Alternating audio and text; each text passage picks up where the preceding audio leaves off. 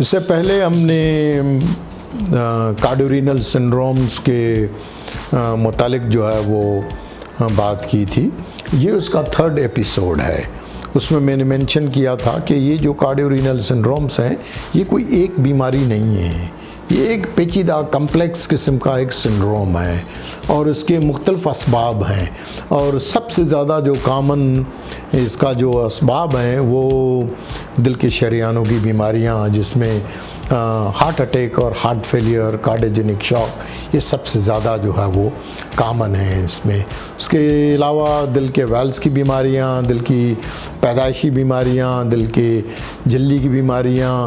और उसके साथ दवाओं जो अमराज़ क़ल्ब की वजह से दवाएं इस्तेमाल होती हैं, मुख्तलिफ़ किस्म के इन्फेक्शंस होते हैं, इसी तरह से गुर्दे के मुख्तलिफ़ अमराज होते हैं। तो ये सारी चीज़ें और सिस्टमिक बीमारियां होती हैं, कैंसर की बीमारी है, कनेक्टिव टिश्यू डिसऑर्डर हैं, इन्फेक्शंस हैं, ये सारी चीज़ें मिल के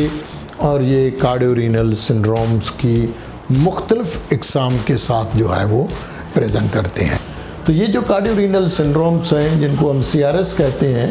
ये 5 हिस्सों में जो है इनको क्लासिफाई किया गया है। इसमें से जो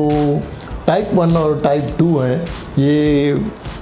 कार्डियोरीनल इनको कहते हैं। इसका मकसद ये है कि पहले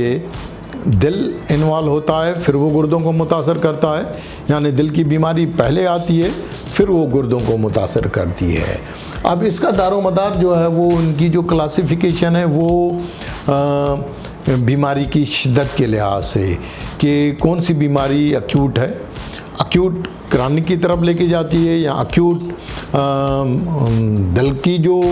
बीमारी है वो भी अक्यूट है, और जो गुर्दे जो हैं वो पहले दफ़ा मुतासर होके वो भी शिद्दत के साथ जो है वो रूनुमा होते हैं। तो ये मुख्तलिफ़ किस्म के जो है इस तरह से, तो जो कौन सा आर्गन, कौन सा आज़ा पहले इन्वॉल्व होता है तो ये उस पर जो है वो डिपेंड करता है। इस तरह से जो टाइप 3 और टाइप 4 वाले मरीज़ होते हैं उनमें जो है वो गुर्दे पहले मुतासर होते हैं, गुर्दे की बीमारी पहले होती है, और उस गुर्दों की बीमारी की वजह से उस वक्त या उसके बाद या इलाज के दौरान फिर दिल इन्वॉल्व होता है। दिल की बीमारी जो है वो रूनुमा होती है, किसी को पेरिकार्डियल एफियन होता है,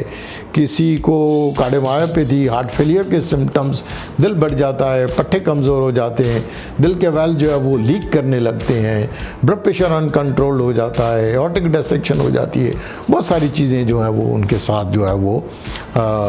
शामिल हो जाती हैं। जो 5वां नंबर होता है उसमें फिर सिस्टमिक इन्फेक्शन। तो ये 5 किस्म जो है यहाँ पर जो है वो डिस्क्राइब किए हैं। ये जो ऊपर लाइन है यहाँ पर नज़र आ रहा है, यहाँ पर ये टाइप 1 और ये टाइप 2। टाइप 1 टाइप 2 में यहाँ पर ये दिल नज़र आ रही हैं दोनों, और ये गुर्दे नज़र आ रहे हैं। इसका मकसद ये है कि पहले टाइप 1 में जो है वो ये अक्यूट यानी शदीद किस्म की जो बीमारी, शदीद दिल की बीमारी, शदीद गुर्दों को मुतासर करती है। टाइप 2 जो है ये पुरानी दिल के अमराज़ क़ल्ब जो है वो पुराने गुर्दियों की बीमारियों का सबब बनते हैं, CKD जिनको बोलते हैं। तो ये 2 जो हैं टाइप 1 और टाइप 2, ये दिल की बीमारी पहल करती है और फिर गुर्दों को मुतासर करती है। तो ये शदीद भी होती है, पुरानी भी होती है, यानी अक्यूट भी होती है, क्रॉनिक भी होती है, और इसी तरह से गुर्दों को भी अक्यूट और क्रॉनिक जो है वो पुराना और नया पहली दफ़ा शिद्दत के साथ जो है वो इन्वॉल्व करता है। उसके बाद 2 यहाँ पर ये टाइप 3 एंड टाइप 4, ये पहले गुर्दे इन्वॉल्व होते हैं अक्यूट यानी शिद्दत के साथ, पहली दफ़ा गुर्दे इन्वॉल्व हुए और पहली दफ़ा ये दिल को मुतासर करते हैं। इससे पहले दिल की कोई बीमारी नहीं होती है, लेकिन गुर्दों की वजह से दिल जो है वो बीमार पड़ जाता है, कमज़ोर पड़ जाता है। इसी तरह से गुर्दे की पुरानी बीमारियां होती हैं, डायलिसिस के मरीज़ होते हैं, पुराने किडनी के प्रॉब्लम्स होते हैं, और उन पुराने गुर्दों के प्रॉब्लम्स की वजह से दिल की बीमारियां, पुरानी बीमारियां जो है वो सामने आती हैं। जैसे क्रॉनिक किडनी डिजीज़ है और क्रॉनिक हार्ट फेलियर है। इसी तरह से जो है वो अक्यूट किडनी डिजीज़ है, कोई अक्यूट गुर्दे जो है वो फेल हो जाते हैं और उसके साथ जो है वो अक्यूट कभी कभार जो है वो कार्डियक टम्पोनाट पेरिकार्डियल एफ्यूजन के साथ मरीज़ कार्डियक टम्पोनाट के साथ जो है वो दाखिल हो जाते हैं, एओर्टिक डायसेक्शन के साथ जो है वो दाखिल हो जाते हैं। तो लिहाजा इस किस्म की जो है वो नौबतें आती रहती हैं। पांचवा जो है वो उसको समझना जो है वो ज़रूरी है, जो इतना ज़्यादा कॉमन नहीं है, रेयर है, लेकिन जब होता है तो उसकी मॉर्टलिटी जो है वो ज़्यादा है, यानी मौत की शरह जो है वो ज़्यादा है। उसमें ये होता है कि कुछ सिस्टमिक प्रॉब्लम्स होते हैं और वो कोई सिस्टमिक प्रॉब्लम ये नहीं है कि वो सिस्टमिक प्रॉब्लम कोई रेयर है यानी नहीं होते हैं या होते हैं वो, लेकिन उनकी तशख़ीस करने में देर हो जाती है, ताख़ीर हो जाती है। जब उनको तशख़ीस करने में जब देर हो जाती है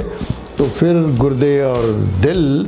दोनों एट अ टाइम जो है वो मुतासर होते हैं। तो ये जो सिस्टमिक प्रॉब्लम्स हैं, कनेक्टिव टिश्यू डिसऑर्डर है, इन्फेक्शंस हैं, सेप्सिस है, डायबिटीज़ है, हाइपरटेंशन है, ये जो सिस्टमिक प्रॉब्लम्स हैं, ये सिस्टमिक प्रॉब्लम्स जो हैं ये एट अ टाइम दिल को भी नुकसान पहुंचाते हैं, यानी हार्ट अटैक भी होता है, हार्ट फेलियर भी होता है, कार्डियोजेनिक शॉक भी उससे हो सकती है और साथ में जो है गुर्दे भी, यानी दोनों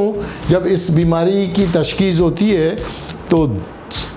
जब तक हम तशख़ीस इसकी करते हैं connective tissue systemic lupus arthritis वगैरह की तशख़ीस होती है, जब ये तशख़ीस करके ख़त्म ही मुश्किल से करते हैं तो पता चलता है कि उनके दिल और गुर्दे ऑलरेडी जो है वो मुतासर हो चुके हैं, तो इसको हम टाइप 5 कहते हैं। तो ये जो मुख्तलिफ स्टेजेस या मुख्तलिफ किस्म के कार्डियोरीनल सिंड्रोम्स होते हैं, ये ना सिर्फ डॉक्टर्स को समझना जो है वो ज़रूरी है, क्योंकि जो प्राइमरी फिजिशियंस हैं वो प्राइमरी फिजिशियंस जो हैं वो गेट कीपर की तरह हैं, क्योंकि सबसे पहले जो है वो गली महलों में जो मरीज़ होते हैं वो अपने फैमिली फिजिशियन के साथ मशवरा करते हैं। जब वो फैमिली फिजिशियन के साथ यानी सबसे पहले जो गेट है वो वहाँ पर जाते हैं। अब फैमिली फिजिशियंस को इन चीज़ों को समझना हमसे ज़्यादा जो है सबसे पहले, क्योंकि जब तक वो ये चीज़ें नहीं समझेंगे तो फिर मरीज़ों को सही तरह से सही टाइम पर रेफ़र नहीं कर पाएंगे, क्योंकि ये जो प्रॉब्लम है ये कम्प्लेक्स प्रॉब्लम है जो फैमिली फिजिशियंस की लेवल पर उनकी तशख़ीस और इलाज जो है वो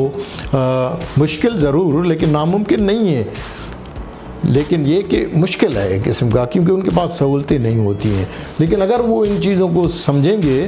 तो फिर मरीज़ों को सही जगह सही डॉक्टर के पास रेफ़र करके उनके दिल और गुर्दों को एडवांस स्टेज में यानी लाइलाज होने से जो है आप उनको बचा सकते हैं। अगर ये सारी चीज़ों बर वक्त पर कोशिश ना की जाए तो ज़्यादातर मरीज़ जो हैं वो लाइलाज होके